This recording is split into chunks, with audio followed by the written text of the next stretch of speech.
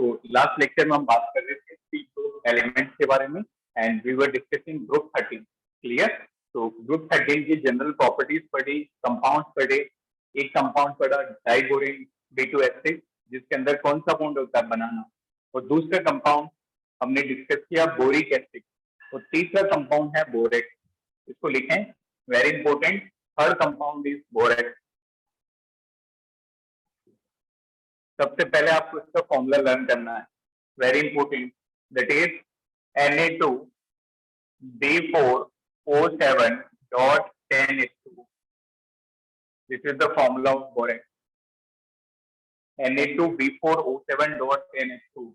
तो एग्जाम में आपको 1-2 नंबर का क्वेश्चन डायरेक्ट फॉर्मूला बेस्ड मिल सकता है। Right the formula of borax, Na2B4O7.10H2। इसको हम ऐसे भी लिख सकते हैं, Na plus whole twice, this is B4O5OH whole 4.8H2। ऐसे लिखने का रीजन है कि इससे स्ट्रक्चर बनाना आसान हो जाए, और ये रियल एक्सिस्टेंस है इसका। ध्यान से समझना, ये जो कंपाउंड है ये इसी फॉर्म में एग्जिस्ट करता है, Na2B4O5OH होल 4.8H2। नाउ इसका स्ट्रक्चर की बात करें, इस तरह का स्ट्रक्चर होता है। देखो 4 बोरोन, देखो ध्यान से कैसे बनाओगे, स्टेप समझो। 4 बोरोन बनाने, ये बन गए 4 बोरोन। सारे बोरोन के बीच में एक एक ऑक्सीजन होगा, एक एक ऑक्सीजन। डन। 4 बोरोन हो गए, 4 ऑक्सीजन हो गए। एक ऑक्सीजन यहाँ पे ब्रिज की फॉर्म में होगा ऐसे। तो देखो ये यूनिट हो गई B4O5 की, 4 बोरोन 5 ऑक्सीजन। अब OH है, 4 OH है, तो सब पे एक एक OH लगा देंगे ऐसे, सब पे एक एक OH। जहां पे OH है उसमें बोरोन पे नेगेटिव है, नेगेटिव है तो बाहर 2 पॉजिटिव है सोडियम का, और 8H2 लाइक दैट। अब आपको यहाँ पे कुछ भी पूछा जा सकता है इस स्ट्रक्चर में। तो देखो इस बोरोन में कितने बॉन्ड बनाए, 3। तो 3 बॉन्ड में कौन सा हाइब्रिडाइजेशन होता है, sp2। इसने 4 बनाए, तो 4 में क्या होगा, sp3। तो बताओ कितने बोरोन ऐसे हैं जिनका हाइब्रिडाइजेशन sp2 है, 2। ये वाला और ये वाला, 3 बॉन्ड, इसमें भी 4, इसमें भी 4, तो इन दोनों का क्या होगा, sp3। तो 2 boron are sp2 hybridized, that is planar, and 2 boron are sp3 hybridized, that is tetrahedral। एक क्वेश्चन ये भी बनता है, नंबर ऑफ BOB बॉन्ड बताओ कितने होंगे, number of BOB bond, BOB कितने, 5। BOB और एक ब्रिज वाला, तो 5। This is question of JEE advance, very important. Number of BOB in the structure of borax. Now second इसकी प्रॉपर्टी लिखते हैं। तो aqueous solution of borax, aqueous solution is basic और एल्केलाइन। यदि इसका एक्वस सॉल्यूशन बनाएं तो वो बेसिक होगा, कहने का मतलब pH 7 से ज्यादा होगा। ऐसा क्यों? क्योंकि जब आप बोरेक्स को पानी में डिसॉल्व करते हो तो ये स्ट्रॉन्ग बेस बना देता है, it form NaOH plus HCBO3। When you dissolve this borax into water, it forms a strong base, due to which the solution becomes basic। इसकी वजह से सॉल्यूशन क्या हो जाएगा, बेसिक। और इसी से रिलेटेड एक और आपके JEE में एक टेस्ट आया था, दैट इज वेरी इंपॉर्टेंट, जिसको हम बोलते हैं borax bead test. Borax bead test. Now what is meaning of borax bead test? देखो, focus on board.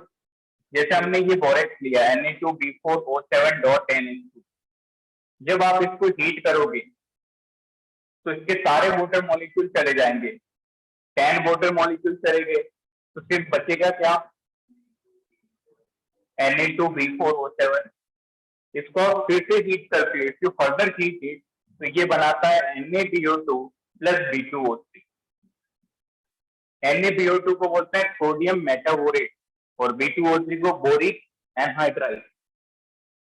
NaBO2 is sodium metaborate. इनके नाम पूछे जाते हैं एग्जाम में, और ये है बोरिक एनहाइड्राइड। नाउ यदि इस बोरिक एनहाइड्राइड को मैं किसी मेटल ऑक्साइड से ट्रीट करूं, ये एग्जाम में पूछा हुआ क्वेश्चन है कि जब हम इस बोरिक एनहाइड्राइड को कॉपर ऑक्साइड से ट्रीट करते हैं तो आपको ब्लू कलर की बीड मिलती है।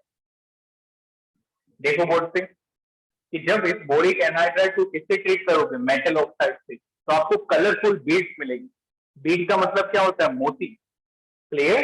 तो ये जो कॉपर मेटाबोरेट बना है, ये ब्लू कलर की बीड्स होती हैं। वेरी इंपॉर्टेंट, ये आसमान कलर के मोती होते हैं। Very important, this is blue Beed, like that. Clear? Next एक और कंपाउंड है जिसका आप स्ट्रक्चर लिखें, that is BF3। Fourth compound है BF3, boron trifluoride. BF3, boron trifluoride. इसके अंदर एक स्पेशल बॉन्ड प्रेजेंट होता है, दैट इज बैक बॉन्ड। तो यहाँ पे हमने दो स्पेशल बॉन्ड पढ़े, एक तो बनाना बॉन्ड पढ़ा था B2H6 में, और ये है back bond. In this back bond is present, back bond. इसका स्ट्रक्चर देखें BF3 का, तो देखो बोरोन 3 बॉन्ड बना रहा है फ्लोरीन के साथ। This is boron with 3 fluorine, like that. तो ये फ्लोरीन क्या करेगा, अपने इलेक्ट्रॉन बोरोन को दे देगा। और ये जो पीछे की तरफ बॉन्ड बना, देखो पहले सिंगल बॉन्ड तो पहले ही था, और एक फ्लोरीन ने कोऑर्डिनेट बनाया, तो this is the back bond. अब बारी बारी सारे फ्लोरीन बनाएंगे, एक बार इसने बनाया, एक बार ये बनाएगा, फिर वो बनाएगा, तो रेजोनेंस हो जाएगा। देखो अगला स्ट्रक्चर, नीचे वाला फ्लोरीन बनाएगा बैक बॉन्ड ऐसे, उससे अगले वाले में दूसरा वाला फ्लोरीन बनाएगा जिसने नहीं बनाया, लाइक दैट। इसको बोलते हैं back bond structure. Notice.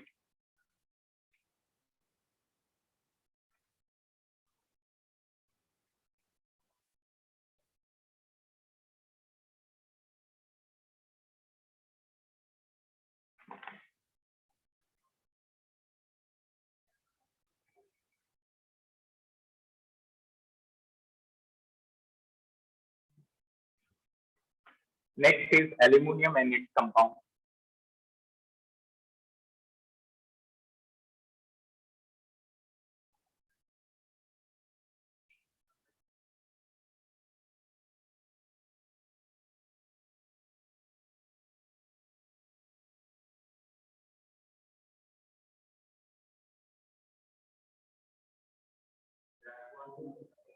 Repeat. Base bond से होता क्या है? Good question. That we discussed in bonding in detail. See, back bond से क्या होता है? Very good question. See, ये जो DF3 है, यदि ये बैक बॉन्ड नहीं बनाता, ध्यान से समझेंगे, ये बैक बॉन्ड नहीं बनाते तो अब इसके पास कितने बॉन्ड होते? 3, और 3 बॉन्ड की वजह से कितने इलेक्ट्रॉन होते? 6। इसका मतलब ऑक्टेट कंप्लीट होता है कि इनकम्प्लीट? इनकम्प्लीट होता। Exactly, very good. ये बोरोन के पास क्या होता है, एक वैकेंट ऑर्बिटल है, इसका ये फायदा ले सकता है। अभी इसके पास एक वैकेंट ऑर्बिटल है, और इस फ्लोरीन के पास 3 लॉन पेयर है। देखो, तो इसका ये फायदा उठा सकता है। फायदा उठाने का सेंस, ये अपना लॉन पेयर बोरोन के वैकेंट ऑर्बिटल में डाल देगा, इसको बोलते हैं बैक बॉन्ड। तो देखो 6 तो इसके पास पहले से थे, और 2 और मिल गए, तो अब इसके पास ऑलमोस्ट कितने होने लग गए? 8। बट होते नहीं 8, ये कंप्लीट ट्रांसफर नहीं होता। It is toward octet completion, not actually completed. Then notice.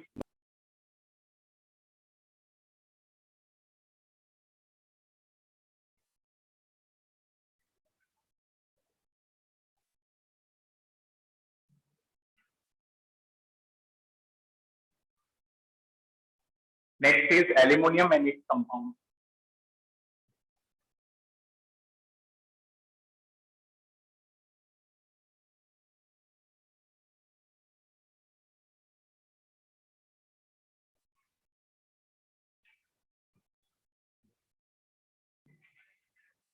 See, this is aluminium and its compound.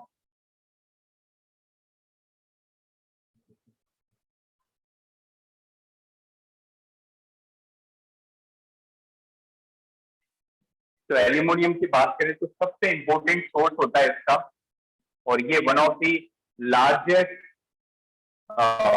Occurrence element है, मतलब अर्थ क्रस्ट में इसका बहुत ज्यादा अमाउंट मिलता है एल्यूमिनियम का। तो एल्यूमिनियम का मेन सोर्स है bauxite ore, very very important, इसको याद रखना। जो बॉक्साइट ओर होती है, this is ore of aluminium, जिसका इन जनरल फॉर्मूला होता है Al2O3.2H2। इस बॉक्साइट की मदद से हम एल्यूमिनियम को सेपरेट करते हैं, और इसके प्यूरिफिकेशन के लिए अलग अलग मेथड होते हैं। This bauxite ore is purified by, purification को कंसंट्रेशन भी कहते हैं, purified by leaching. Leaching process से इसको प्यूरिफाई किया जाता है, वेरी इंपॉर्टेंट। ये 12th में पूरा एक चैप्टर है मेटलर्जी करके, उस मेटलर्जी में हम इस ओर की लीचिंग पढ़ेंगे।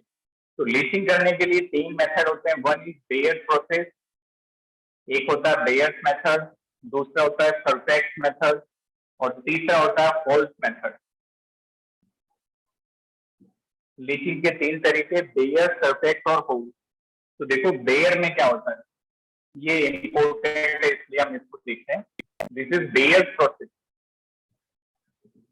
बेयर प्रोसेस में क्या करेंगे, ध्यान से समझना। लीचिंग का मतलब, लीचिंग का मतलब उस ओर को एक सब्सटेंस में, एक सॉल्वेंट में डिसोल्व कर देंगे। जैसे ये Al2O3 है, अभी ये क्या है, इम्प्योर है। ये है हमारी ओर Al2O3, इस कंडीशन में ये इम्प्योर है। इसको मैंने एक्वस NaOH में डिसोल्व किया। ध्यान से समझना क्या कर रहे हैं कि इस एक्वस NaOH में हम ओर को डाल रहे हैं, Al2O3।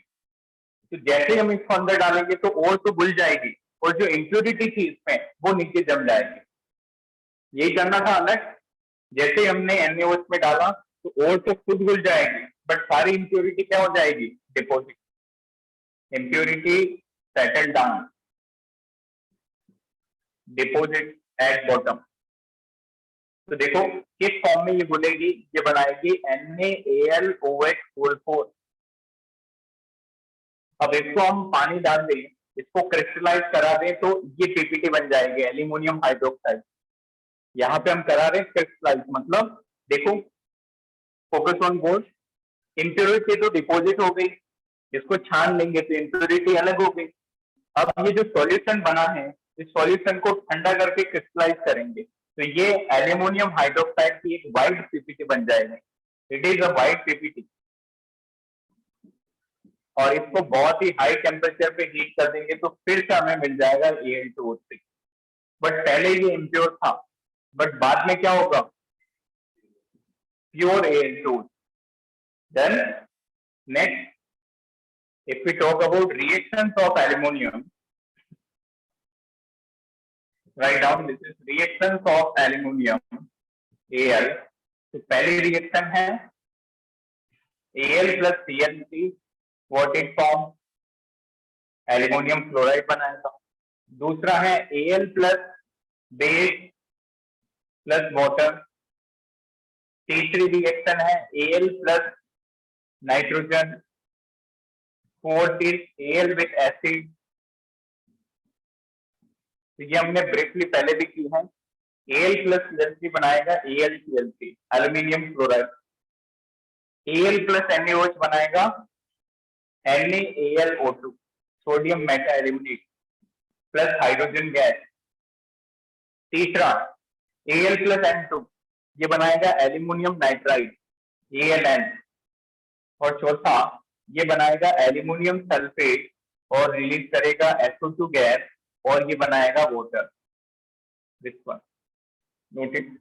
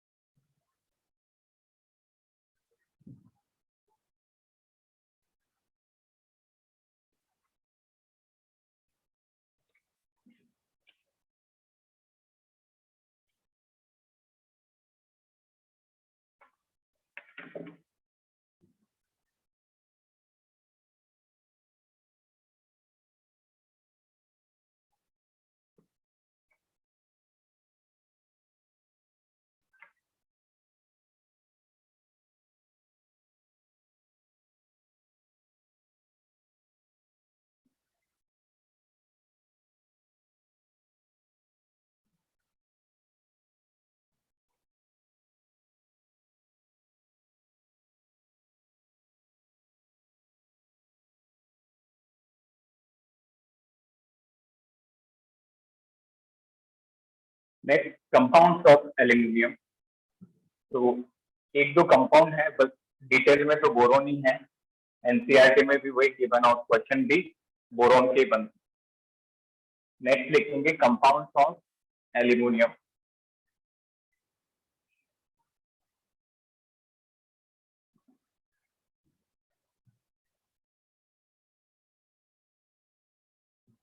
Compounds of L.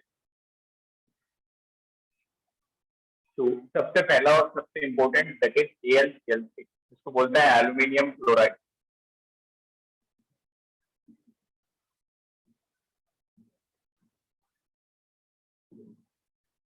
इसको कैसे बना सकते हैं? सी, यदि हम Al की रिएक्शन करा दें Cl2 के साथ तो डायरेक्टली बन जाएगा AlCl3। क्लियर? एक और रिएक्शन हमने कल डिस्कस की कि Al2O3 plus carbon plus chlorine से भी बनता है AlCl3, और एक बनता है, very good, CO, not CO2, clear, CO gas, carbon monoxide. और एक मेथड देखो, यदि मैं एल्यूमिनियम हाइड्रोक्साइड को HCl से ट्रीट करूं, देखो बोर्ड पे, एल्यूमिनियम हाइड्रोक्साइड को HCl से, तो Al और Cl जुड़ जाएगा AlCl3, H और OH क्या बना देगा? H2, clear? तो this is the reaction AlCl3 plus H2। अब इसकी कुछ रिएक्शंस और प्रॉपर्टी देखते हैं। Reactions and properties of AlCl3। तो AlCl3 व्हाइट कलर का ये सब्सटेंस होता है, और AlCl3 का एक्वस सॉल्यूशन एसिडिक होता है। Aqueous solution is acidic,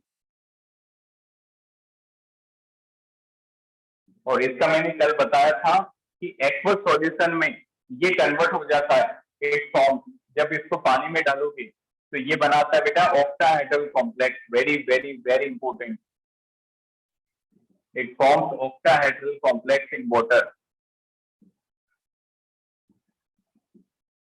this one. और यदि एक पर्टिकुलर टेम्परेचर की बात करें तो AlCl से डाइमर की फॉर्म में एग्जिस्ट करता है, मतलब दो यूनिट एक साथ, dimer. AlCl3 exists as dimer at a particular temperature। देखो बोर्ड पे, बोर्ड पे ध्यान दो कैसे बनाएंगे, फोकस ऑन बोर्ड। डाइमर का मतलब कितने यूनिट?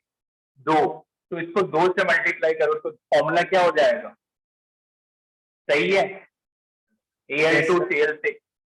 अब देखो एक यूनिट ऐसे बनाएंगे, ध्यान से समझना, ये इसकी पहली यूनिट है AlCl से, थोड़ा सा स्लाट बनाओ तीसरा, और फिर एक यूनिट ऐसे बना दोगे, इसका क्लोरीन ऊपर रख लो, इसका नीचे रख लो, ये दूसरी यूनिट। अब दोनों को जोड़ दोगे, ये बन गया इसका डाइमर, डन। और एक एल्यूमिनियम के कंपाउंड का फॉर्मूला याद रखो, दूसरा potash alum, very very important. Alum का मतलब होता है बेटा फिटकरी, क्लियर, जो हम कहाँ पे काम लेते हैं? पानी को प्यूरिफाई करने में, सेडिंग के बाद, वेरी गुड। जब कट लग जाता है तो उसमें वो एक बट्टा होता है, क्लियर, व्हाइट का, आइस लाइक क्रिस्टल, उसको रब करते हैं तो वो होती है फिल्टरिंग। या फिर स्टोर्ड वाटर को प्यूरिफाई करने के लिए, इम्प्योरिटी को डिपॉजिट करने के लिए इसको यूज करते हैं। तो पोटास एलम का फॉर्मूला याद रखो, K2SO4 dot Al2SO4 whole size dot 24H2। This is formula of potash alum and it is used to purify water, used to purify water, or used to remove impurity from water.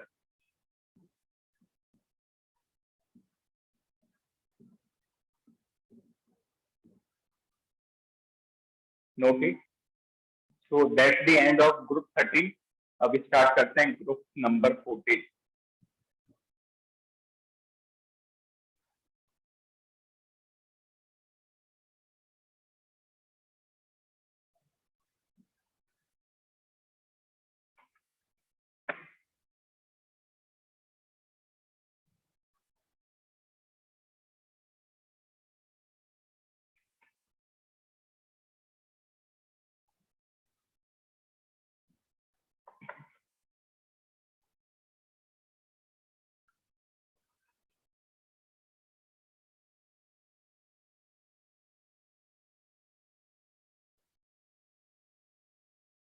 Done.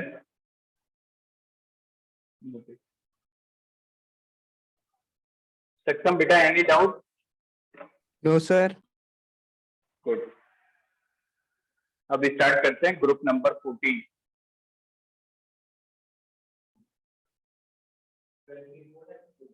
हाँ 24H2। तुम्हें क्या लग रहा था 4H2 कि 2H2? हाँ ज्यादा है, ये तो है, मतलब इतने बहुत रेयर हैं 24H2, तो इतने बड़े कंपाउंड का फॉर्मूला भी बहुत रेयर है। इनको बोलते हैं डबल फॉर। ये 12th क्लास में पढ़ेंगे। Then next write down group 14। तो अभी तक जो डिस्कस किया वो था ग्रुप 13। एक आध पेज छोड़ दो ताकि आप एनसीईआरटी रीड करो, और कुछ आपको थ्योरेटिकल पार्ट मिले, कुछ और कॉन्सेप्ट मिले, उसको ऐड करो। Clear? Just leave 1 or 2 page. Next write down, this is group 14, very important. Group 14 का पहला एलिमेंट होता है कार्बन, इसलिए इसको बोलते हैं carbon family.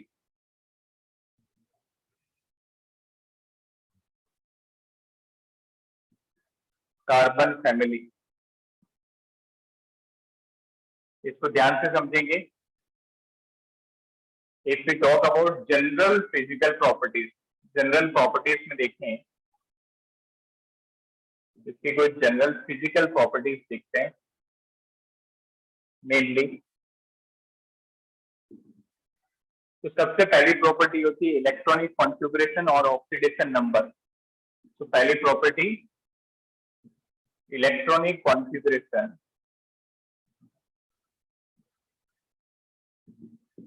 And oxidation number.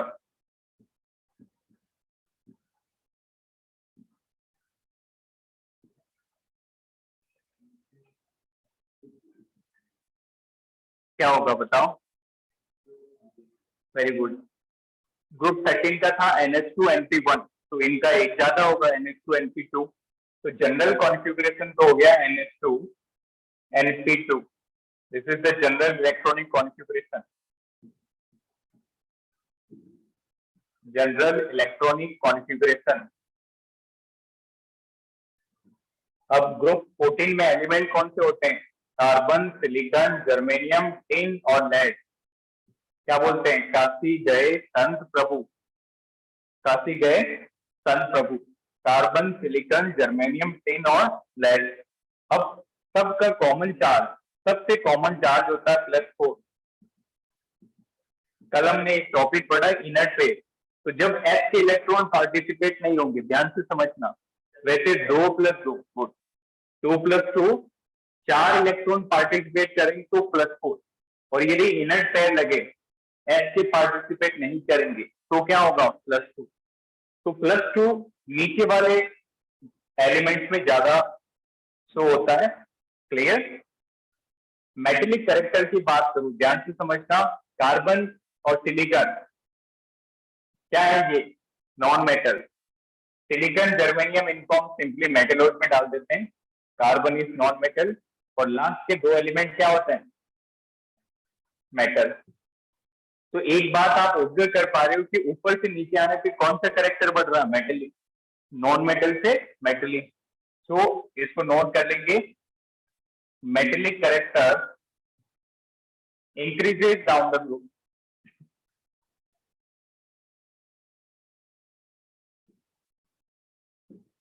अब देखो यहाँ पे 2 ऑक्सीडेशन है, +4 भी है और +2 भी है, +4 और +2। तो कल हमने एक पॉइंट डिस्कस किया था ग्रुप 13 में कि हायर ऑक्सीडेशन की स्टेबिलिटी टॉप टू बॉटम क्या होती थी? डिक्रीज। जैसे वहां पे ग्रुप 13 में +3 और +1 था, यहाँ पे +4 और +2 है। तो हायर की नीचे आने पे डिक्रीज होगी, मतलब stability of +4 oxidation number decreases down the group.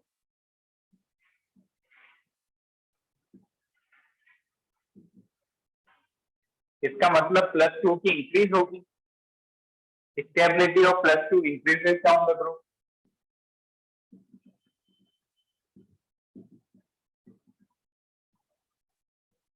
+2 oxidation number increases down the group.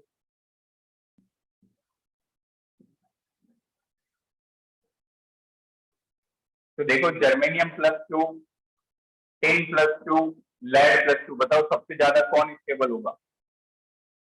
+2 की स्टेबिलिटी इंक्रीज हो रही है, तो इंक्रीज होगा तो सबसे ज्यादा कौन हो गया? लेड, सबसे ज्यादा लेड, फिर tin. This is order of stability.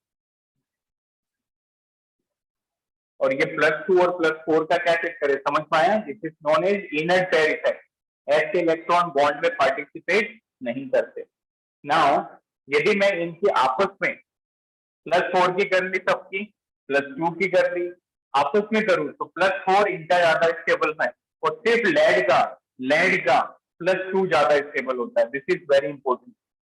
Clear? इस बात को नोट करना, this is very important. +2 of lead is more stable than +4 of lead. Next property, तो यहाँ पे हमने 3 प्रॉपर्टी एक साथ डिस्कस कर ली। एग्जाम में आप लिखो तो राइटिंग स्किल में तीनों को अलग लिखना। तो ऑक्सीडेशन नंबर अलग, इलेक्ट्रॉनिक कॉन्फ़िगरेशन को अलग लिखेंगे, और तीसरा कौन सा? Metallic character. Next, atomic and ionic radius.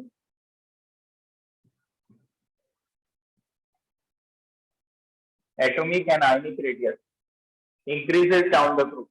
Top to bottom क्या होती है? Increases down the group. No exception, कोई एक्सेप्शन नहीं, नो एक्सेप्शन,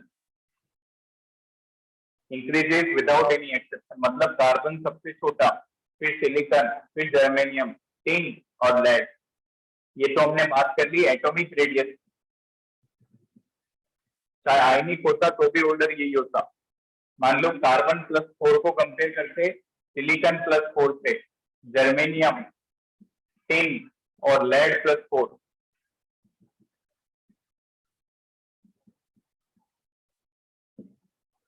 तो जिस तरह से atomic radius top to bottom increase हुई, उसी टाइप से कौन सी इंक्रीज होगी? Ionic. Next, third is density. Third physical property is density. Top to bottom increase करती है, इंक्रीजेस डाउन द ग्रुप। बताओ सबसे ज्यादा डेंसिटी किसकी होगी? Sir lead. Very good, lead की।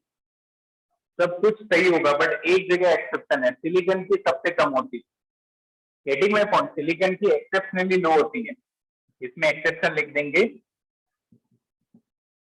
Silicon is having exceptionally low density.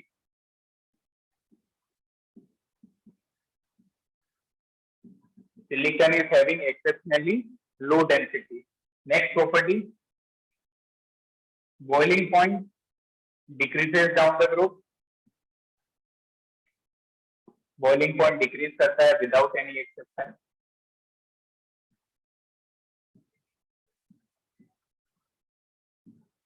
Next, ionization energy. बताओ normal trend क्या होता है आयोनाइजेशन का? टॉप टू बॉटम क्या करती है? डिक्रीज। वेरी गुड, बट यहाँ पे एक जगह एक्सेप्शन है, देखो।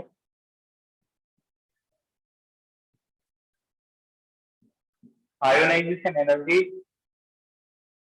काशी गए संत प्रभु, तो संत तक, काशी से संत डिक्रीज होगी, नॉर्मल ट्रेंड। मतलब कार्बन से टिन तक तो डिक्रीज होती, बट टिन से लेड में इंक्रीज हो जाती है। यहाँ पे एक एबनॉर्मल ट्रेंड है। तो कार्बन से लगा के टिन तक कोई चेंज नहीं, decrease and then increase. Notice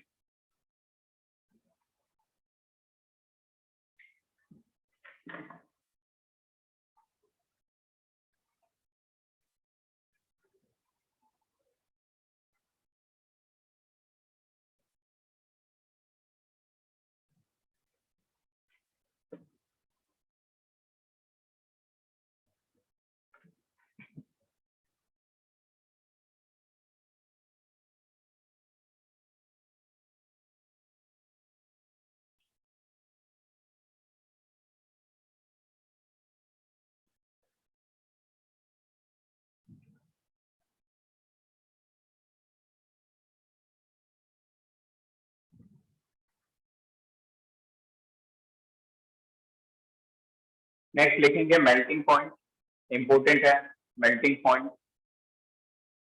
छठवीं property, six physical properties melting point.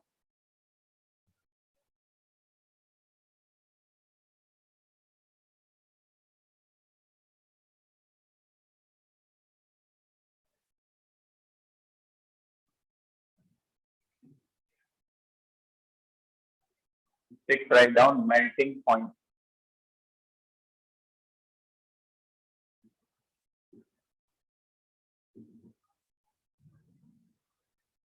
ठीक, ध्यान से समझना। मेल्टिंग पॉइंट का ऑर्डर देखें तो वैसे तो ये टॉप टू बॉटम डिक्रीज करता है, सिर्फ सिलिकॉन जर्मेनियम सॉरी टिन और लेड में एक्सेप्शन है। देखो normally carbon, silicon, germanium, tin और लेड, तो टिन तक तो मेल्टिंग पॉइंट डिक्रीज करता है, बट एकदम से टिन से लेड मेल्टिंग पॉइंट क्या कर जाता है, इंक्रीज। क्लियर? नेक्स्ट,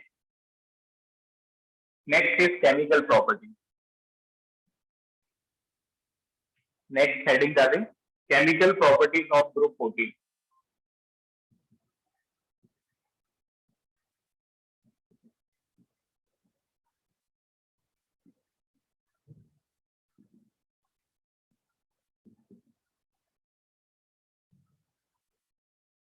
तो केमिकल प्रॉपर्टीज में देखिए तो अभी ऑक्सीडेशन नंबर देखा आपने, बताओ क्या था कॉमन चार्ज, +4, +4 सबसे कॉमन, और अदर ऑक्सीडेशन नंबर क्या होता है, +2। +4 के अलावा क्या शो करेंगे, +2। तो पहला है रिएक्टिविटी टुवर्ड ऑक्सीजन और रिएक्शन विथ ऑक्सीजन।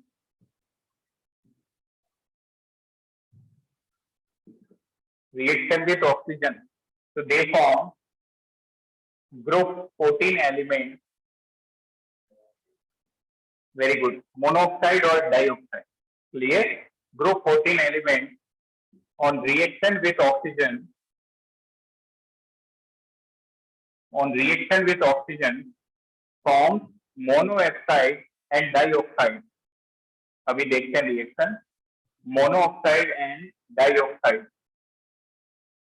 देखो बोर्ड पे, जैसे ये ई है, ई कौन सा एलिमेंट है, कौन से ग्रुप का, 14 का। ई की रिएक्शन जब आप ऑक्सीजन से कराओगे, या तो ये ईओ बनाएगा या फिर ये क्या बना देगा, CO2, या तो मोनोऑक्साइड या फिर डाइऑक्साइड। जैसे कार्बन के केस में कार्बन +C क्या बनाता, CO या फिर CO2। Then it can either form CO और carbon either form CO2, like that. तो एक और पॉइंट याद रखना, इन सबका acidic nature top to bottom decrease करता है। तो सबसे ज्यादा CO2 एसिडिक है, फिर SiO2, इस तरह से। इसको याद रखना, very important, acidic nature of oxide. हाँ हाँ वो ठीक है, प्रिंटिंग मिस्टेक, सॉरी। आया समझ में ये balance. Acidic nature of oxide increases down the group, sorry, decreases।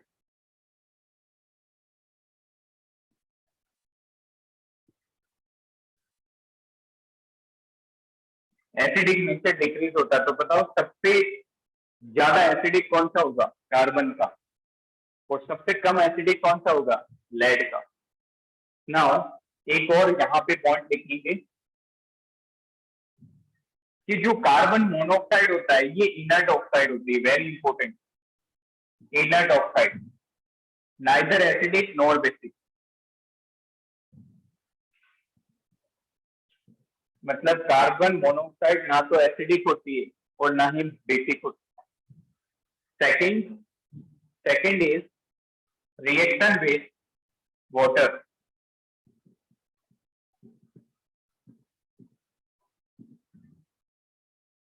Water से बात करें तो सिर्फ टिन रिएक्ट करता है वाटर के साथ, और कोई भी एलिमेंट वाटर से रिएक्ट नहीं करता।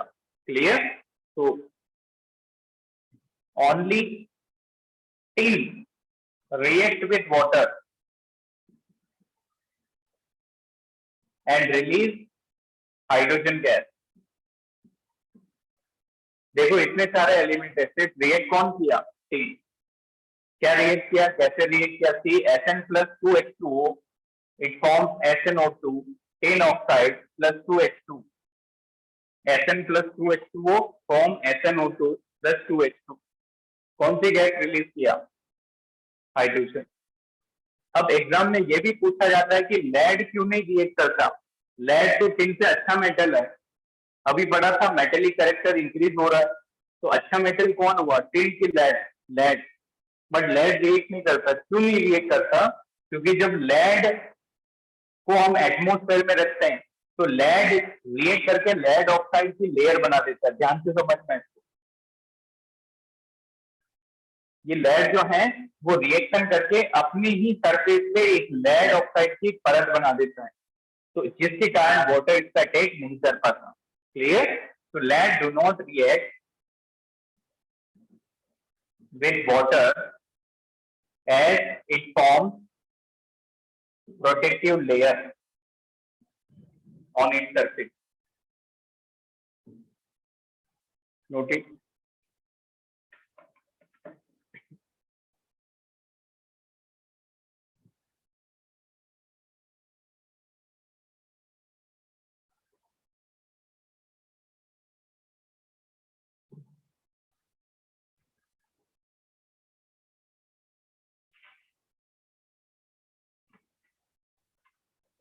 Next is reaction with halogen and then catenation property.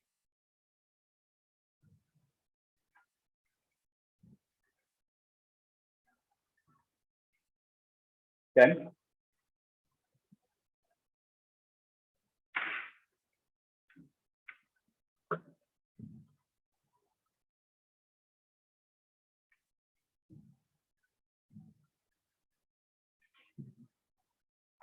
next, third property is reaction with halogen, hydrogen and catenation property.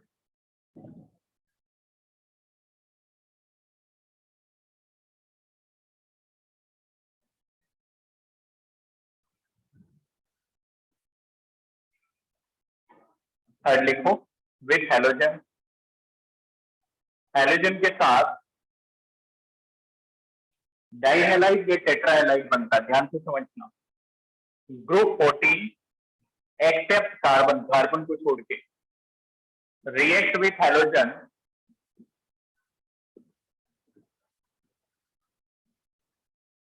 To form dihalide, दो हैलोजन मतलब NH2 and tetrahalide that is MX4. Group 14 react with halogen to form dihalide और tetrahalide MX2 या फिर MX4. अब MX4 जो है इसका एक प्रॉपर्टी याद रखना कि MX4 कोवेलेंट नेचर की होती है। M क्या हो सकता है? कुछ भी हो सकता है। M में भी carbon, silicon, germanium, tin, lead. तो सारी हैलाइड जो है वो किस नेचर की होगी? कोवेलेंट की। और सब में M का हाइब्रिडाइजेशन होगा sp3। Now one more important point, इसका एक क्वेश्चन है एनसीईआरटी में। CCl4 does not hydrolyze but SiCl4 does.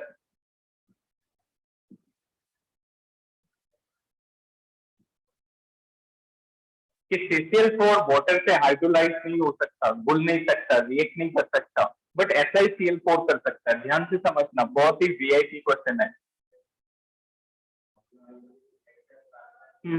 But ये कार्बन वैसे नहीं बना था, किसी और मेथड से बना। देखो बोर्ड पे, अच्छा क्वेश्चन है ये। मैं सोच रहा था कोई पूछे कि M+X2 जो है ना वो MX4 और MX2 बनता है, बट ये M यहाँ पे क्या रख सकता हूँ? सिलिकॉन, जर्मेनियम, टिन और लेड। डायरेक्टली रिएक्ट करके नहीं बनाएगा MX4, कार्बन किसी और मेथड से बना देगा।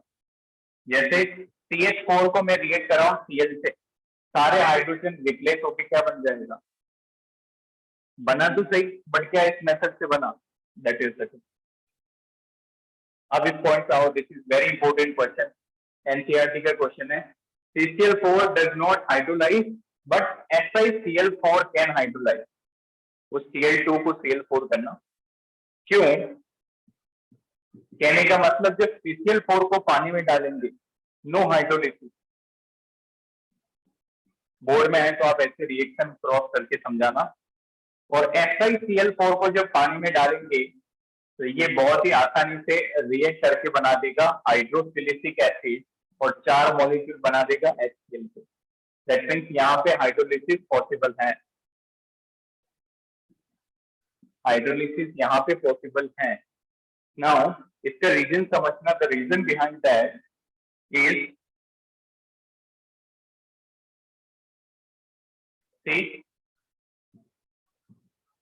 कि जो CCl है इसमें कार्बन के पास d ऑर्बिटल नहीं है। वाटर को लोन पेयर देने के लिए, अटैक करने के लिए कुछ ना कुछ चाहिए, तो कार्बन के पास d ऑर्बिटल नहीं है, खाली don't contain d orbital. But जबकि हम सिलिकॉन की बात करें तो इसके पास अटैक करवाने के लिए d ऑर्बिटल है। Silicon contains d orbital.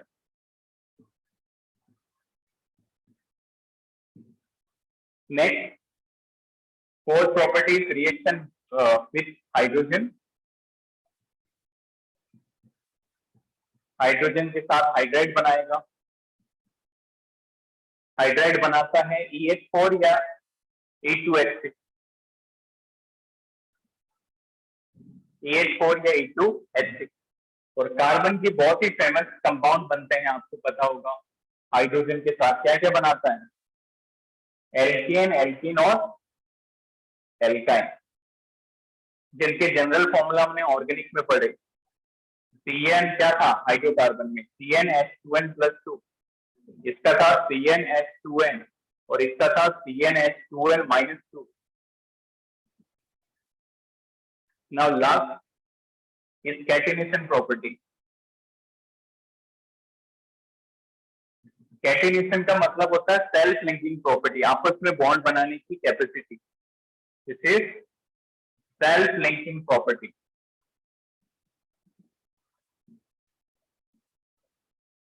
और याद रखना, कैटिनेशन की tendency top to bottom decrease करती है। सबसे अच्छी प्रॉपर्टी होती है कार्बन की। Clear? So tendency of catenation decreases down the group.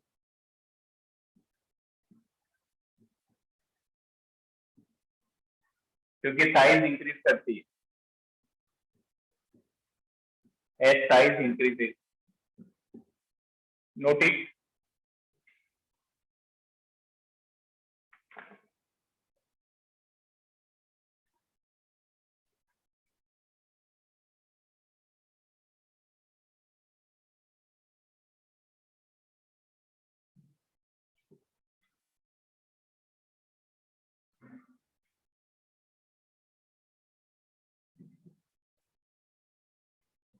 यहाँ से कल कार्बन सिलिकॉन के कंपाउंड डिस्कस करेंगे and that's the end of the block. So most probably tomorrow we will complete chapter. Saksham, any doubt beta? No, sir. Fine. लिखा आपने?